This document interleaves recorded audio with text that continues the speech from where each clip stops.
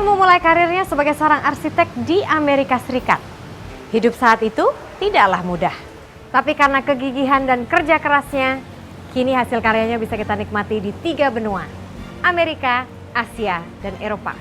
Kini ia banting setir menjadi seorang politisi, kembali ke tanah air untuk membangun kota kelahiran. Simak Satu Indonesia.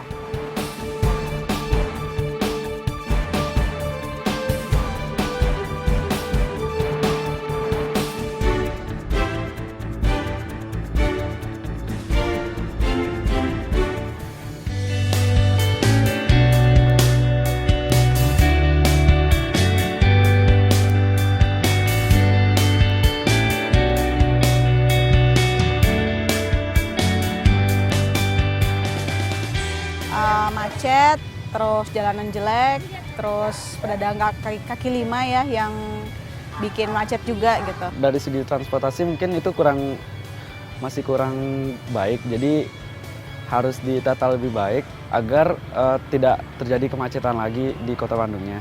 Di Bandung itu banyak banget sampah yang numpuk di pinggir-pinggir jalan dan kayaknya sampai sekarang kurang bisa terbenahi. Pengemis ditiadakan. Fasilitas jalan raya untuk pejalan kaki dan juga kebersihan. Dan sekarang yang paling terasa oleh mahasiswa adalah ancaman dari geng motor.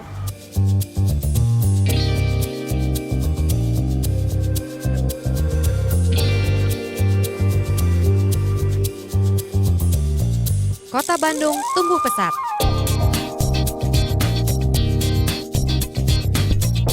Dengan pertumbuhan ini, muncullah permasalahan kota besar. Kota berusia 203 tahun ini mengalami penurunan kualitas lingkungan.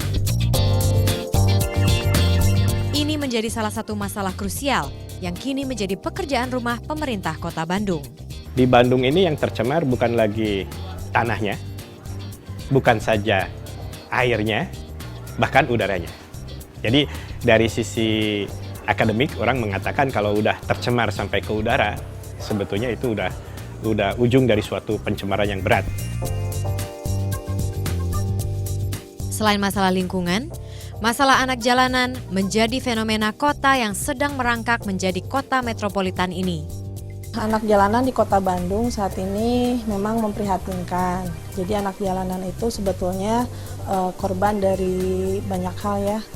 Salah satunya dari sistem jaminan sosial kita yang belum jalan, kemudian juga pemerintah yang belum sepenuhnya memberikan perlindungan terhadap anak jalanan.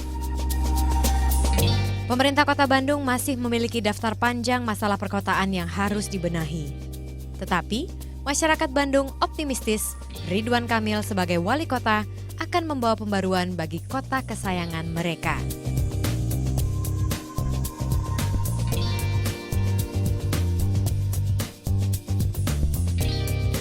Halo, selamat berjumpa lagi di Satu Indonesia. Kali ini tokoh inspiratif kita adalah Wali Kota Bandung, Kang Ridwan Kamil. Selamat sore, Kang. Selamat sore. Terima kasih, kita sudah boleh mampir. Selamat datang di Balai Kota Bandung. Nah, betul sekali nih, Balai Kota Bandung. Nah, Kang, kita nih mau ngobrol nih, Kang. Kan sebentar lagi 100 hari nih. Nah, kalau misalnya Bandung itu kan kota yang berkembang begitu ya. Banyak banget turis yang masuk. Betul. Biasanya kalau misalnya kota 6 berkembang, juta setahun turisnya. nah, tuh kan? Penduduknya padahal cuma 2,6 juta. Tuh kan, makanya kalau misalnya berkembang itu kan biasanya kota yang berkembang itu adalah penuh juga dengan namanya problema. Wah, betul. Ya kan, salah satu problema Kota Bandung itu adalah gepeng, orang-orang yang berusaha untuk mencari nafkah di jalanan gitu kan. Semerautan juga. Nah itu dia, nah kira-kira kemarin itu kan Kang Ridwan sudah sempat ngomong, Kang Emil sudah sempat bicara gimana kalau misalnya kita jadiin tukang sapu aja, kasih 700.000 per bulan. Memartabatkan manusia. Nah itu dia, memartabatkan manusia. Tapi ternyata mereka malah komplain, Kang. Mereka bilang, hah, saya dapat lebih banyak kalau misalnya tidak menjadi tukang Saya sapu. 10 juta katanya. Nah itu dia, terus Gaji wali solusinya, kota aja nggak nyampe. solusinya kalau gitu apa dong? Nggak, gini. Jadi saya baru mengawali 7-8 minggu lah ya. Jadi pakai teori sepeda. Teori sepeda itu saya sambil beradaptasi, ya nggak boleh berhenti ya. Jadi sambil beradaptasi, sambil cari solusi gitu. Nah, problemanya itu multidimensi. Dari semua masalah itu saya hitung-hitung ada sekitar 300-an. Betul. PR yang harus dikerjakan. Tapi karena cinta Kota Bandung, jadi dicicil satu-satu kan. Nah, 1 dari 300 itu adalah masalah gelandangan pengemis yang memanfaatkan kebaikan orang Bandung yang rajin berbagi kan gitu. Ternyata hampir sebagian besar bukan pengemis karena miskin, tapi karena profesi. Nah tuh, Jadi bukan by needs, tapi by greeds gitu. Jadi itu bulanannya itu ada yang 5 juta, ada yang 10 juta. Yang paling heboh itu sempat sampai 15 juta sebulan. makanya. Jadi saya bilang, nggak bisa, peraturannya adalah jalan harus tertib, ada peraturan daerah K3, jadi antara kerja atau dirazia. Nah kalau kerja, ini kerja yang benar. Nah kerjanya jadi penyapu jalan. Memang uangnya nggak bisa sebanyak mengemis, tapi minimal bekerja tidak minta-minta kan. Penghasilannya tuh 750 sampai sejuta lah. Dan ada yang berhasil sekitar 20-an ya, 20-an mau sekarang udah jadi petugas sapu-sapu. Oh ya? Iya. Dan program ini berlanjut, berita menariknya ada media yang akhirnya menawarkan program. Udah gini aja Kang Emil, kita ada program jadi loper koran, 200 lowongan kan. Ya udah kerjasamakan aja. Nah itu contoh ya. Saya yakin programnya berhasil. Tapi mau tuh Kang yang sisanya, gepeng yang lain. Nah, pertanyaannya itulah, kita harus mengubah mental bangsa ini ya. Harus agak dikerasin dikit juga kadang-kadang. Tapi kan ini kan urusan perut ya Kang. Iya, ini kan dikasih pekerjaan yang layak. Kalau urusan perut, ini pekerjaannya, duitnya ada, kita bayarin tiap bulan. Pilihannya penyapu jalan plus sekarang jadi loper koran kan. Yang penghasilannya di atas 1 juta juga.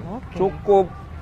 Nah, kalau mentalnya mental minta, nggak mau bekerja, itu yang repot.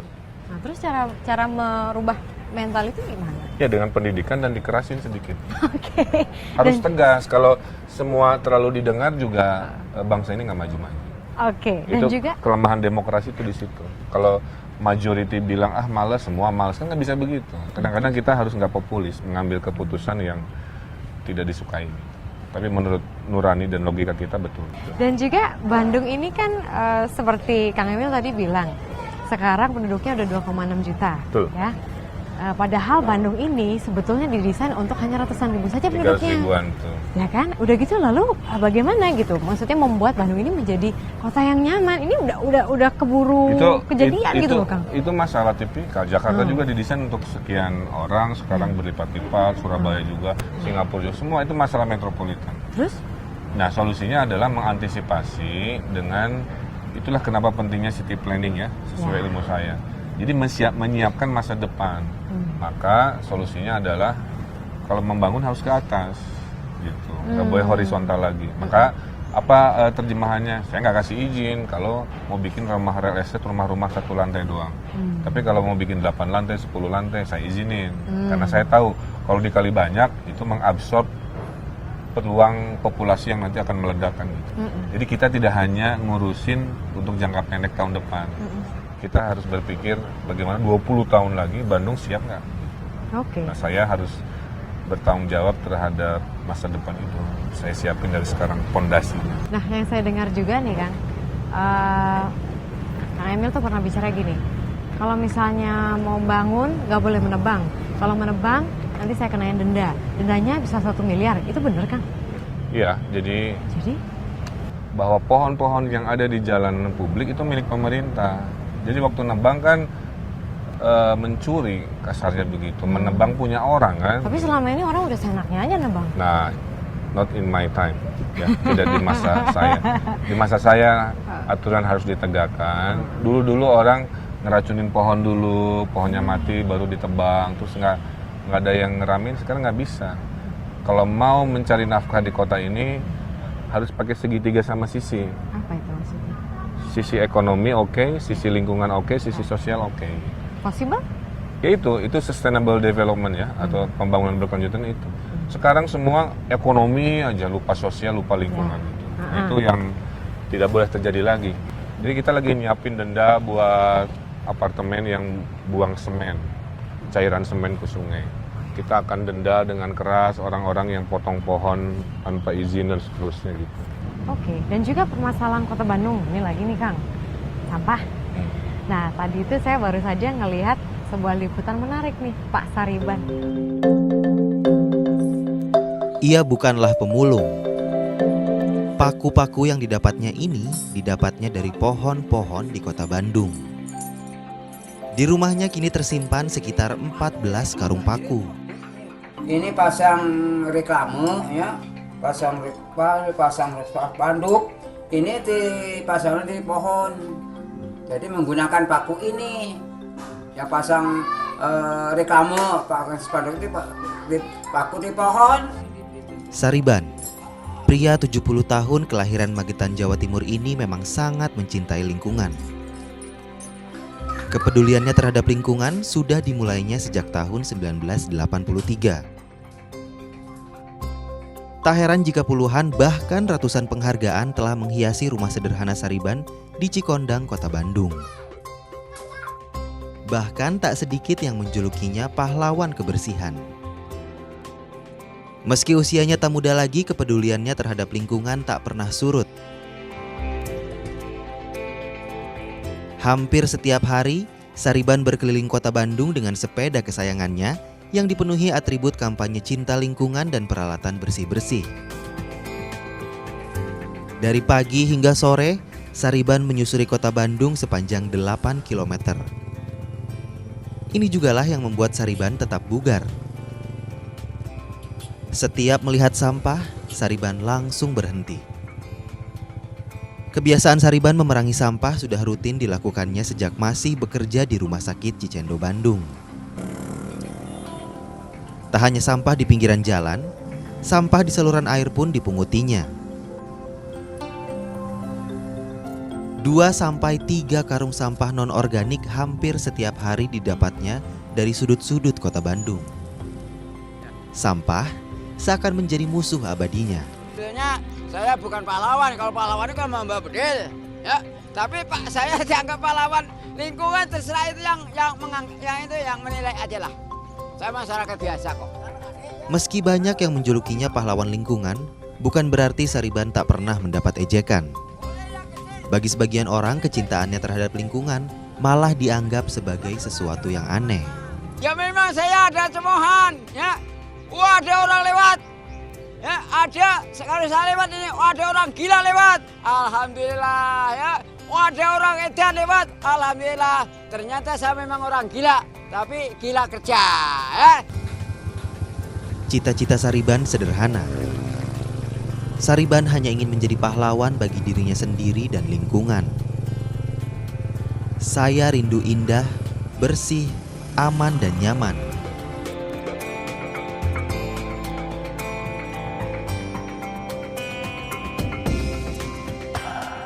Jadi selama ini sudah ini belum sih, maksudnya sudah bercengkrama atau Sering. Oh ya?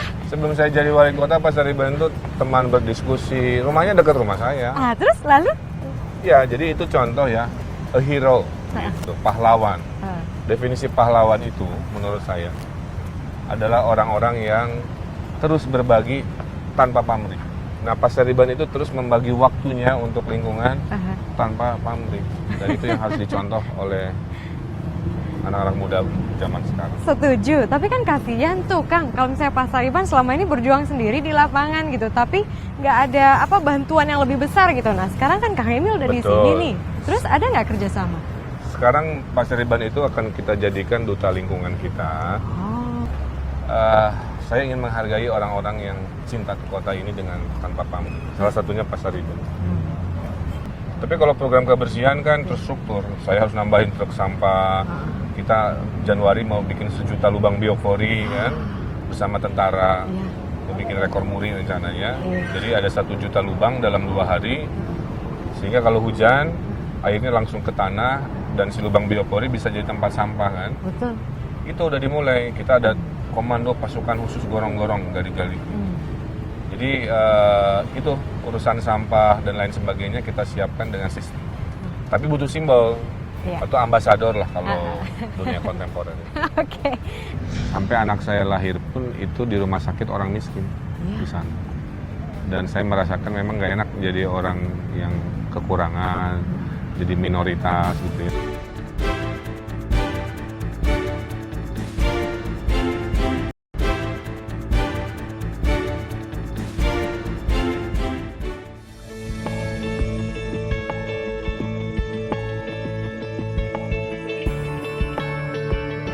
Dulu Anda itu kan pernah tinggal di Amerika Serikat.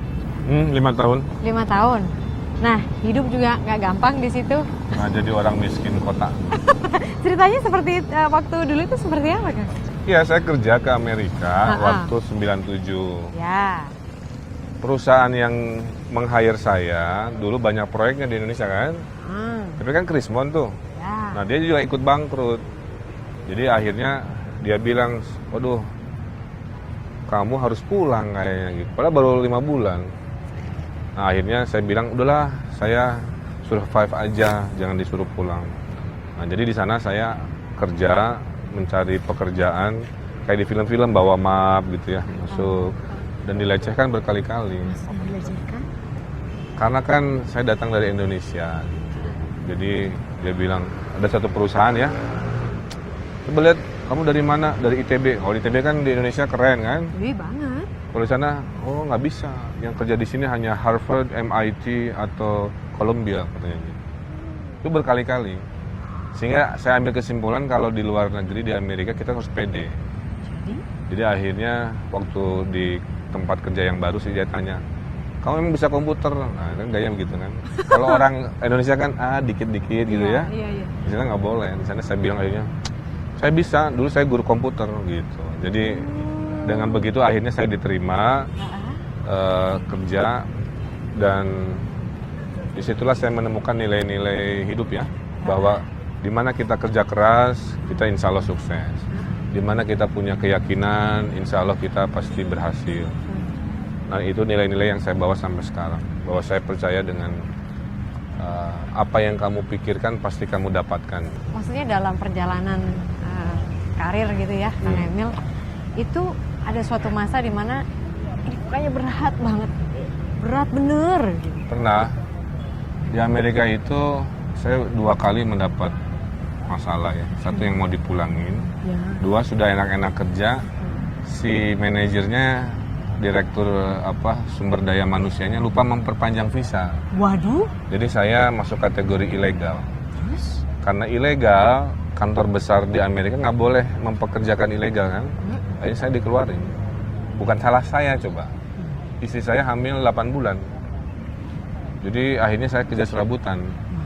Jadi tukang ukur bangunan gitu kan. Jadi tukang survei dari bangunan kumuh ke satu yang lainnya. Sampai anak saya lahir pun itu di rumah sakit orang miskin di sana.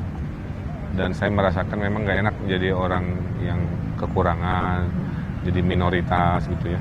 Maka dalam hidup saya bilang, suatu hari nanti kalau saya pulang, saya harus berhasil, kerja keras, mengingat momen-momen itu. Jadi anak saya yang pertama lahir di rumah sakit miskin kota di Amerika.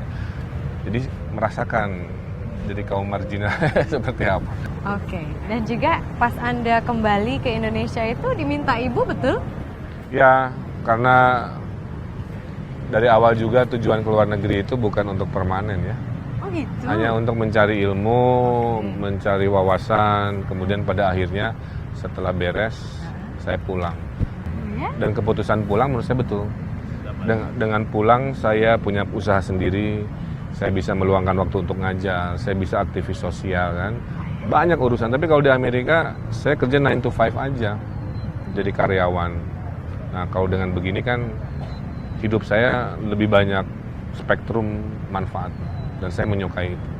Makanya jadi wali kota juga merasa posisi ini akan banyak mengubah dengan the power yang benar gitu ya. Bisa mengubah dari keterpurukan, kesemrawutan jadi sesuatu. Jadi bersemangat.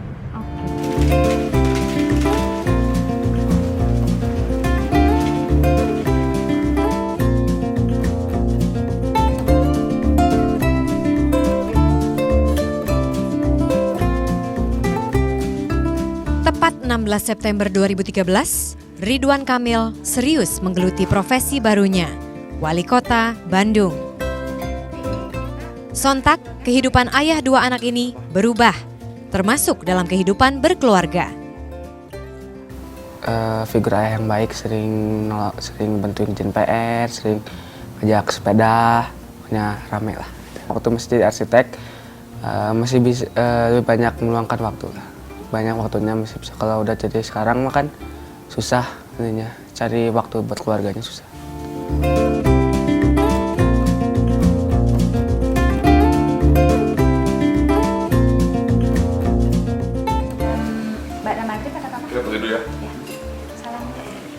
sela-sela kesibukannya, Kang Emil terkadang menyempatkan waktu untuk makan siang bersama pegawai negeri sipil jajaran pemerintah Kota Bandung. Tahu, tempe, dan kerupuk menjadi menu wajib. Kalau Bapak itu makanannya apa aja juga saya mau ya. Enggak ada yang dipantrang makanannya. Semuanya juga makan aja. Pria 42 tahun ini sempat tidak mendapat izin keluarga ketika memasuki arena politik.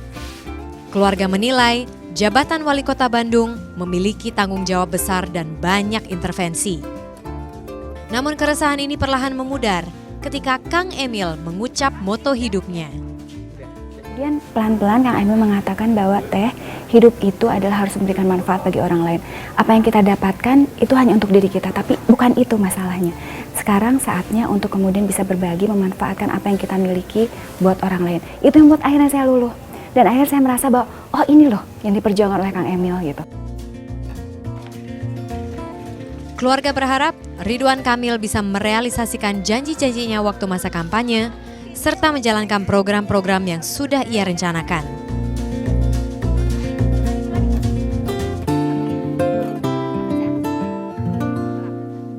Ini ada kursi di sini, ada apa ini? Memang sengaja duduk di sini atau gimana ini? Oh gitu. Ya ini ruang meeting saya. Oh ya? Ruang meeting terbuka. Ruang meeting? Kok ruang meeting di luar begini sih Kang? Ruang meeting karena kalau sore hari, paling nyaman ini di bawah pohon. Kan yang penting mah urusan beres kan. Yang penting urusan beres, bisa di dalam ruangan, bisa di luar ruangan. Saya punya halaman taman yang umurnya hampir 200 tahun. Betul. Dan kalau sore hari lebih rileks. Karena teori psikologinya kan kalau orang dekat pohon, dia lebih pintar. Masa Kang? Iya. Karena oksigennya turun, ngurangin adrenalin. Oh gitu. Orang lebih rileks. Ya. Makanya kalau misalnya istri lagi marahan sama suaminya harus dekat pohon. Itu teorinya ilmiah itu. Dan rata-rata kalau meeting outdoor biasanya lebih rileks kan, lebih santai, urusan lebih beres. Kan keren punya ruang meeting seluas ini. Iya sih. Dan juga kan moto kalau nggak salah nih ya. Moto Kang Emil itu adalah to live is to give. Hidup adalah berbagi. Ya, hidup adalah berbagi.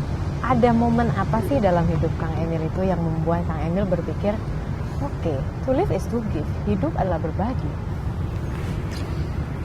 Gimana ya? Saya datang dari keluarga besar ya.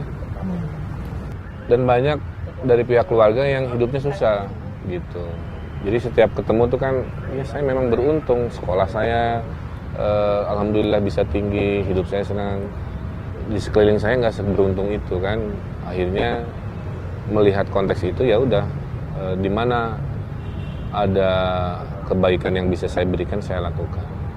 Kan ada hadisnya, khairunas anfa'uhum linnas. Bisanya cuma itu dong. Artinya sebaik-baiknya manusia adalah manusia yang manfaatnya paling banyak untuk masyarakat. Itu filosofinya. Jadi di mana saya bisa berbuat lebih banyak untuk masyarakat, disitulah berarti eksistensi saya akan saya kejar. Nah dengan posisi jadi wali kota juga kan to live is to give juga. Saya berbagi waktu, berbagi gagasan, merangkai mimpi, menjual harapan dan seterusnya. Mudah-mudahan. Karena ini kota kelahiran ya. Cinta itu kan ada 3. Cinta kepada Tuhan, cinta kepada sesama manusia, dan cinta ke tanah kelahiran. Nah, saya sedang mempraktekkan cinta yang ketiga. Kalau pakai cinta, ada masalah, banyak masalah, dijalanin aja. Iya, karena kayak gini lah, kalau pakai cinta kan pasangan kita sesuai harapan kan kita makin sayang ya. Kalau pakai cinta pasangan kita tidak sesuai harapan kan tidak dicaci maki dong. Kita sempurnakan dengan cara-cara yang menyenangkan. Kota juga sama, pada saat kotanya ribet, jangan dicaci maki doang. Ngeluh macet, tapi sambil dia nyetir di mobil sendirian. Dia part of the problem gitu. Kalau dia cinta Bandung dan benci macet, ya udah sesekali naik sepeda gitu kan. Jadi itu saya bilang, cintai Bandung ini dengan solusi, bukan dengan caci maki. Saya diwarisi 500.000 orang miskin. Dan sebagai pemimpin saya akan mendahulukan dulu orang-orang miskin ya. Saya diwarisi juga 600.000 orang stres. Di kota ini banyak yang stres. Maka kita bikin project namanya Index of Happiness. Apa itu? Menaikkan indeks kebahagiaan. Jadi Caranya? kan ada kayak di Twitter hashtag bahagia itu sederhana, gitu kan? Pernah dengar kan? Ya udah, kita terjemahkan itu dengan apa? Kita bikin acara layar tancap tiap malam minggu, keliling. Modalnya cuma layar sama Infokus kan. Pada saat nonton kita cerita tentang mimpi-mimpi Bandung, udah jalan. Seminggu sekali saya makan malam sama orang miskin. Ke rumahnya, lesehan, ngobrol aja. Mereka juga kaget kali ya, rumahnya didatangi wali kotanya. Saya ingin mendengarkan juga keluhan dari itu. Pendopo rumah saya yang rumah dinas itu kita buka juga untuk umum. Sebulan sekali boleh dipakai resepsi pernikahan gratis.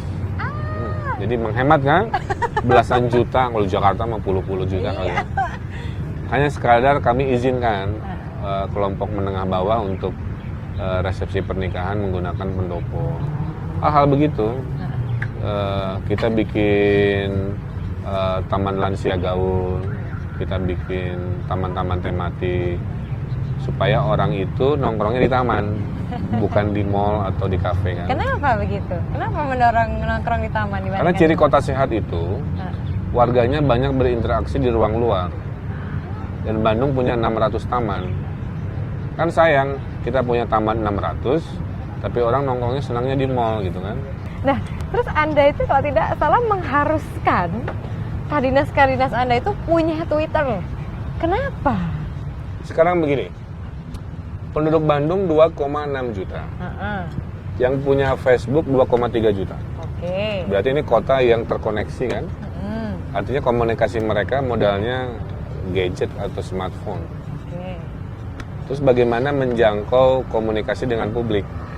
Saya bagi dua, bertemu secara fisik, ada acara tadi Ngabandungan, mendatangi rumah miskin gitu kan, dan seterusnya.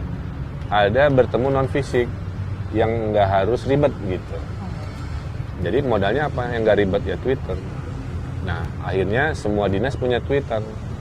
Dan kadang-kadang juga si aparat sekarang nge-mention kita juga, Pak ini lagi beres-beres di sungai, cepret, mention saya. Gitu. Pak saya partisipasi Rabu pakai ikat Sunda. Tapi kadang-kadang kebablasan juga. Maksudnya? Akun dinas tapi ngomongnya galau gitu. Maksudnya galau? Jadi gini, kalau akun dinas ya bahasanya kan harus formal. Iya. Misalkan Pak Satpol, ini ada doger monyet di pengkolan jalan, mohon ditertibkan. Siap kami akan turunkan tim ke sana gitu kan. Jadi ada yang lapor gini. Pak Satpol, itu pengemis yang tadi dikejar-kejar datang lagi nih gitu kan. Cepatlah datang ke sini katanya. Jawaban dia, cius mie apa katanya. Saya marahin langsung kan di rapat. Pak, Ibu, akun dinas itu bahasanya harus formal. Kalau ada warga yang nanya bahasanya begitu jangan ikut-ikutan. Loh, tapi Kang Emil juga nggak formal-formal banget. Kalau akun saya kan nama saya, iya. Bukan akun wali kota Bandung, beda gitu. dong. Itu akun pribadi, saya kan punya kepribadian. Ganda. Bukan ganda. Saya punya momen pribadi yang ingin saya share ke publik. Gitu. Oh gitu. Tapi kalau akunnya wali kota BDG kan formal. Kebijakan-kebijakan. Tapi kan orang lebih suka biasanya mention yang mana? Akun pribadi Anda? Yang akun pribadi. Oh gitu. Gak ada masalah lah. Yang penting mah urusan beres. Sekarang saya tiap hari ya pulang jam 11 malam, jam 12. Momen rileksnya itu di mana? Nah, saya menemukan di dunia virtual sedikit gitu. Oh iya? Iya. Okay. Anda ini kan biasanya hidupnya tuh selama ini nggak pernah jauh dari yang namanya lingkungan. Pohon, lingkungan sehat, bikin orang sehat gitu kan. Tapi Anda juga pernah menjadi salah satu model iklan rokok tuh kan? Setuju gini, dalam hidup itu ada regrets ya.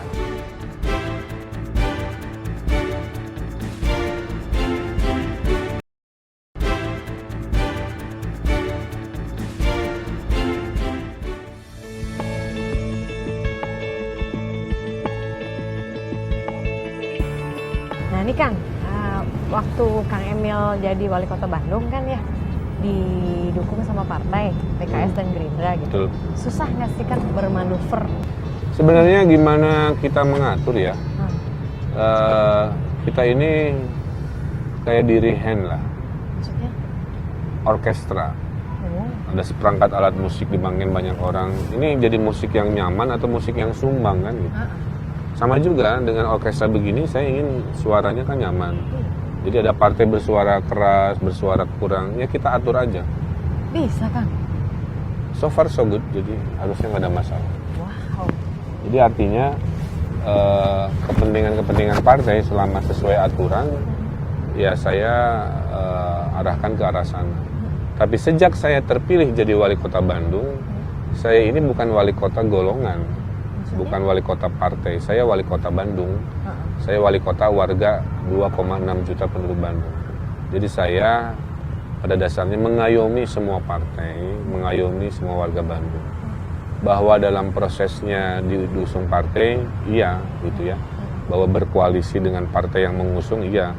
Kita harus menghormati sejarah itu ya. Jadi menghormati dan menghargai itu. Tapi pada dasarnya sekarang pembuktian lah. Jadi lebih banyak kerja aja sekarang sih dibanding wacana ya. Dan mudah-mudahan sih progres sedang dilakukan. Nanti datang lagi lah setahun lagi ya. Kita pembuktian ya. Nah. Sudah berapa program Kalau yang jalan? setahun itu fair. Iya. Ya, kalau setahun itu fair. Oh gitu. Kalau 100 hari enggak? Kalau 100 hari it's not fair. Oke. Kayak gini deh. Saya petani. Iya. Lagi nanam benih-benih buat padi. Terus disuruh panen, mau panen gimana? Orang baru ditanam benih perubahan gitu kan. Panennya nanti. Nah, kota juga sama. Perubahannya sedang ditabur, nggak bisa saya panen. Baru kecambahnya aja. Baru kecambahnya, tapi ada beberapa yang bisa terlihat. Kebersihan saya kejar dalam 100 hari kan. Reformasi pelayanan publik saya kejar, itu kan nggak mahal kan. Tanda tangan dengan KPK untuk transparansi. Kemudian kita open recruitment ya. Jabatan di. Iya tuh lelang jabatan kontroversial. Istilahnya bukan lelang jabatan ya. Aturan dari aturan hukumnya itu rekrutmen terbuka. Artinya menseleksi. Proses seleksi itu tetap penting. Nah sekarang dalam proses finalisasi, jadi ini penting bahwa kompetensi menjadi nomor satu, profesionalisme menjadi nomor satu. Dulu kan sempat saya difitnah, wah kalau mau jadi kepala dinas harus setor nih ke Pak Ridwan ratusan juta. Serem bener. Saya bilang, aduh fitnah lagi. Dah nih, lihat, saya transparan. Yang ujinya juga universitas. Kita melihat hasil seleksinya, kita wawancara, kita pilih yang terbaik. Saya tidak ada motivasi apa-apa, kecuali ingin membangun Bandung dengan cepat. Dengan cara-cara yang baik, bersama tim yang terbaik. Dan juga perseteruan antara Viking dan Jakmania. Solusinya gimana nih Pak? Soalnya nih yang saya dengar gini. Ini saya dengar aja ya ceritanya ya. Jadi kalau misalnya mobil plat B itu kan datang ke Bandung nih. Kalau misalnya lagi apes, ditimpukin. Terus solusinya gimana dong? Nggak gini. Tidak boleh terjadi pelanggaran hukum. Itu aja prinsipnya. Oke, terus? Mau yang melanggar The Jack, mau yang melanggar The Viking, kalau dia melanggar harus ditertibkan. Jadi himbauan kita, semua yang datang ke kota Bandung adalah tamu, ya, yang harus dihormati. Istilah Sundanya somea kasemah gitu. Nah, permasalahan ini harus dibawa secara kultural. Spirit fair play, spirit ikhlas, ya, menerima kekalahan itu harus dilatih. Maka kuncinya pendidikan, terus-menerus melakukan edukasi, terus-menerus melakukan komunikasi, bahwa menang kalah dalam olahraga biasa, nggak bisa menang terus kan, kalau kalah harus terima juga.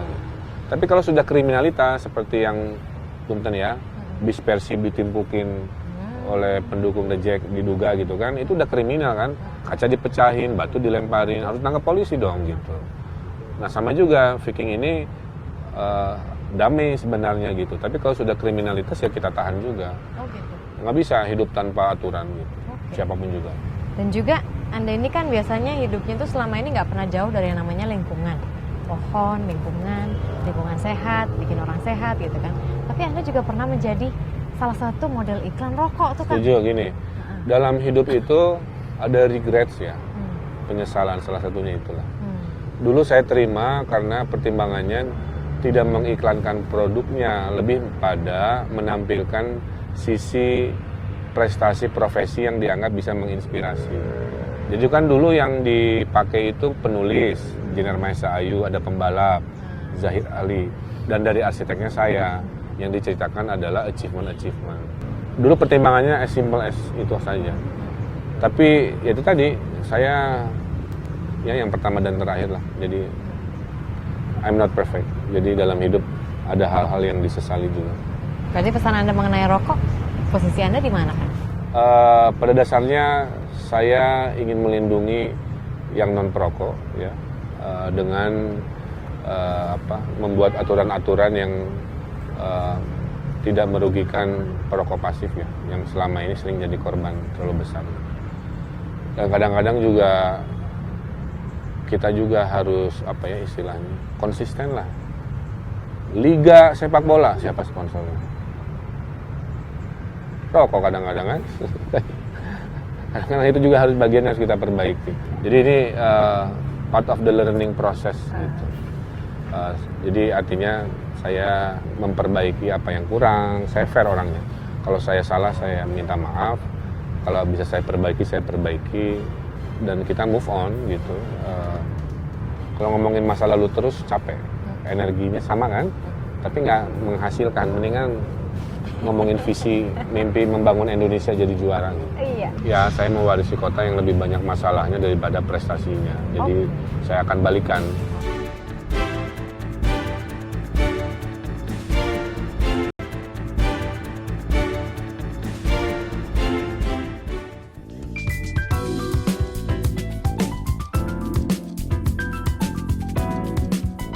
Kemarin itu Kang Emil pernah ngomong, saya ini diwarisi aset-aset yang tidak jelas, dipindah tangankan oleh pihak yang tidak bertanggung jawab. Itu masalah Bandung belum jadi WTP. Jadi ini menuju WTP harus menyelesaikan aset-aset yang tidak jelas nih. Maksudnya kemarin Kang Emil ngomong apa sih? Jadi gini, Bandung ini sebenarnya kaya raya karena diwarisi lahan-lahan dari zaman Belanda kan. Ya. Nah, dalam prosesnya banyak harta dan aset milik pemerintah ini hilang. Dan hilangnya nggak nanggung-nanggung, jumlahnya tuh banyak banget gitu. Apa sih? Menurut BPK itu kerugiannya hampir di atas 1 triliun. What? Iya, jadi dari aset yang nggak jelas alamatnya, dari aset yang disewakan ke pihak ketiga tapi bayarannya kecil, bayarannya masih standar zaman Belanda coba, misalnya gitu ya. Atau aset-aset yang nggak dibayar sama sekali. Itu kan uang warga Bandung yang kalau ada kan bisa dipakai untuk membangun kota kan. Iya. Nah karena hilang-hilang nggak jelas, jadi PR saya kan untuk mencari yang hilang. Maka kita susun timnya supaya dalam setahun asetnya bisa kembali lagi, ketahuan lagi, bagi yang nyewa bayarnya normal. Disitulah kita punya peringkat dari BPK untuk keuangan sebagai wajar tanpa pengecualian, artinya itu rating tertinggi ya. Untuk sebuah laporan keuangan. Dengan begitu saya bisa mengeluarkan municipal bond buat minjem uang membangun kota. Sekarang agak repot. Karena emang nggak kredibel begitu ininya, datanya nggak kredibel begitu. Ya saya mewarisi kota yang lebih banyak masalahnya daripada prestasinya. Jadi saya akan balikan dalam 5 tahun kota ini lebih banyak prestasinya dibanding masalah. Jadi dalam 5 tahun ini WTP tercapai? Setahun. Ih hebat bener. Target mah harus rada ambisius lah ya. Setelah itu kerja keras. Oke. Saya orangnya optimis.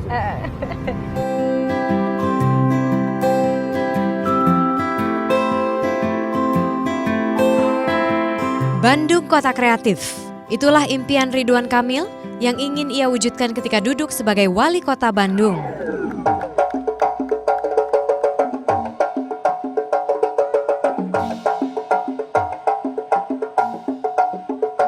Ide-ide kreatifnya banyak sekali sehingga dia kalau menurut saya orang yang sangat komunikatif sekali. Sebelum menjabat, kreativitasnya ia tuangkan dalam berbagai arsitektur di berbagai belahan dunia. Beberapa di antaranya, di Indonesia, Masjid Al-Irsyad di Bandung mendapat penghargaan Top 5 Best Building of the Year 2010 dari majalah Art Daily. Sejumlah hasil karya Kang Emil lainnya meliputi Marina Bay Waterfront di Singapura, Suktohai Urban Resort di Bangkok, dan Ras Al Khaimah di Qatar. Karena karyanya, Ridwan Kamil tahun ini menjadi orang Indonesia pertama yang menerima penghargaan prestis Urban Leadership Award dari University of Pennsylvania, Amerika Serikat. Ini tentunya hanya satu dari seabrek penghargaan yang ia telah terima.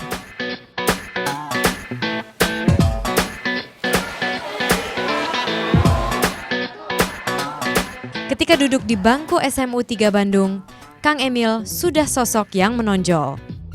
Menonjol dalam bidang sepak bola, yang Ibu tahu itu. Tapi dalam bidang lain juga dia ikut. Kalau dalam akademik cukup baik. Hidup nyaman sebagai arsitek kelas dunia di Amerika Serikat tidak membuatnya lupa akan kota kelahiran. Ia pun kembali untuk mewujudkan misinya, Bandung Juara. RK target Bandung Juara, jelaskan. Jadi ini membangun kota Bandung nggak selalu lewat APBD, katanya pakai CSR juga. Maksudnya? Soekarno itu idola saya. Oh ya? Ya, jadi Soekarno melahirkan gagasan-gagasan dan slogan-slogan yang keren. Merdeka atau mati, berikan saya 10 pemuda maka ku guncangkan dunia. Itu keren-keren lah.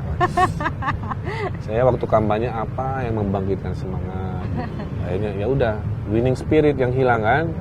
Ya udah, Bandung juara. Artinya kita harus juara kebersihannya suatu saat, harus juara anti korupsinya suatu saat, juara sepak bola, juara segalanya. Sehingga masyarakat bergerak gitu kan. Nah itu maksudnya Bandung juara tuh karena Bandung dulu center of excellence. Karena dulu center of excellence. Dulunya kapan itu, Kang? Jauh tahun 20-an tuh Bandung salah satu kota terbaik dunia. Wow. Kota Art Deco, kota arsitektur yang kayak macam-macam gitu. Hubungannya dengan bekerja sama dengan CSR, bukannya nanti Ya. takutnya swasta itu malah? Enggak, CSR itu kan begini. Setiap perusahaan punya kewajiban sosial menyisihkan keuntungannya 2-3%. Jadi kalau keuntungannya 100 miliar, dia harus ngabisin duit 3M, 2-3M untuk kebaikan. Ya saya menampung itu kan. Jumlahnya banyak, triliunan. Kerjanya apa? Ya udah kita kejar. Jadi pada saat APBD-nya terbatas, Bandung kan APBD-nya seper-10 Jakarta ya. Pada saat uangnya terbatas kita nggak boleh menyerah kan. Ya udah, pakai dana-dana yang dari perusahaan. Tidak ada take and give karena itu kewajiban sosial. Beda kalau dana marketing, lain lagi. Jadi perusahaan itu ada dana marketing, nyeponsorin acara, bikin apa, ada co-branding. Kalau CSR itu harus habis untuk kebaikan. Ya bilang ini kebaikannya, banyak orang miskin, saya butuh bis wisata, saya butuh tong sampah, saya butuh bor biopori. Jadi kalian yang bayarin lah, toh kalian juga harus buang duit istilahnya begitu. Artinya ada sekian persen membangun masa depan ini tidak harus selalu mengandalkan uang APBD yang terbatas. Modalnya kan gaul, ya sebagai orang yang harus banyak bergaul, saya teleponin dengan Padalihan Iskan, Pak bisa nggak BUMN bantu? Lahirlah MOU dengan 11 BUMN. Saya telepon teman-teman dari luar negeri, ada jaringan namanya Smart City gitu. Itu aja. Jadi sebenarnya kantor negara juga bisa dengan cara itu dong, Betul, Kang? betul. Widih, oke. Dan juga Anda kan terkenal sekali dengan banyak sekali proyek-proyek sosial arsitektur Anda gitu. Yeah. Contohnya salah satunya yang mendapatkan Urban Leadership Award dari University of Pennsylvania, Amerika Serikat itu adalah Blok Tempe. Kenapa sih Anda pada saat itu membangun Blok Tempe? Pertanyaannya sederhana. Pada saat ada masalah dan kita yakin kita bisa mengubah masalah jadi sebuah perubahan, tentunya kita lakukan. Kan hoirunas anfa'uhum linas tadi. Sebaik-baiknya manusia adalah manusia yang berbuat banyak buat orang. Di situ saya mengkoordinasikan gerakan membeli sepetak tanah di kampung yang padat. Jadi yang dulunya kampung preman, nggak ada tempat main, kita beli tanah cuma 100 meter persegi. Gara-gara itu tiba-tiba kampungnya kreatif, orang nongkrong di taman, premannya berkurang, kita warna-warni kampungnya, kita beresin banjirnya gitu. Kompak, menyenangkan, sebuah Indonesia kecil kan. Nah ternyata dilihat sama orang Amerika, bahwa masa depan kota yang benar itu kayak Blok Tempe. Warganya kompak, yang membawa perubahan bukan pemerintah saja, tapi civil society-nya, orang-orang terdidik yang turun spending waktu dan energi gitu. Dan itulah saya yakin kekuatan Kota Bandung ada pada sila ketiga Pancasila, yaitu Persatuan Indonesia. Orang Bandung kalau udah diajak peduli, juara. Oh ya? Maka komunitasnya banyak. Jumlah komunitasnya di atas 5.000. Dibandingkan dengan Jakarta? Iya, dan karena cuacanya nyaman, enak berkumpul, gampang hangout. Dan orang Bandung kalau bikin nama komunitas pasti lucu-lucu. Contohnya ada komunitas sepeda, Matador, keren kan? Ternyata singkatan, manggih tanjakan didorong. Jadi nemu tanjakan dia, ini komunitas downhill. Kemudian ada komunitas ibu-ibu pemusik di Kampung Dago Pojok, nama komunitasnya Rojali, rombongan janda liar. Gitu. Itu orang Bandung. Oke. Dan juga benarkah kalau misalnya ada orang gitu ya yang memberikan tanahnya secara sukarela begitu, nih deh buat publik aja gitu. Anda akan membangun sesuatu secara sukarela juga begitu? Ya itu namanya hibah. Iya. Dan banyak orang-orang baik mau begitu. Oh ya? Ya. Sudah ada kan? Makanya saya bikin program namanya Kartu I Love Bandung. Oh, apa itu? Kartu I Love Bandung itu kartu diberikan pada orang-orang yang komit mau giving. Jadi, banyak kan? Banyak banget. Jadi orang yang mau ngasih ke Kota Bandung 1 juta sampai 100 juta per tahun, saya kasih kartu silver I Love Bandung. Nah, kalau dia ngasihnya 100 sampai 1 miliar, kartu gold I Love Bandung. Kalau di atas 1M kayak CSR, kita kasih platinum I Love Bandung kan. Jadi ada kehormatan, nanti ada benefitnya. Makan malam bersama wali kota, menjadi tamu kehormatan, menjadi citizen, honorary citizen of Bandung gitu kan. Urusan-urusan bisnisnya dipermudah, dipercepat gitu. Jadi win-win. 5 tahun ke depan nih, Kang. Bandung yang udah beres tuh apa gitu. Kalau jalan berlubang beresin dalam 2 tahun ya. Sekarang udah 80%, mudah-mudahan tahun depan beres. Kalau banjir juga 3 tahunan. Saya menyebutkan ini karena dari pengalaman membantu kota lain ini. Kota di Surabaya, kota di Cina, rata-rata infrastruktur itu beresnya 3 tahun. Kalau macet itu agak panjang, mungkin tahun keempat lah. Monorail kita siapkan tahun depan. Jadi Bandung itu kan ada visinya tuh nyaman, back to normal lagi, unggul karena SDM-nya kan keren, ada smart city, dan sejahtera karena ekonomi tadi. Jadi yang jangka pendek ketertiban, kebersihan, jangka menengah infrastruktur, jangka panjang ya itu tadi, kotanya juara. Insya Allah terbaik se-Indonesia. Saya akan kerja keras. Oke, terima kasih Sama-sama. Kang Emil sudah menghabiskan waktu di sini. Dan seperti biasa, Satu Indonesia selalu menghadirkan tokoh-tokoh inspiratif di Indonesia. Kira-kira minggu depan tokohnya siapa lagi? Saksikan terus Satu Indonesia. Sampai jumpa. Terima kasih Kang. Sama-sama.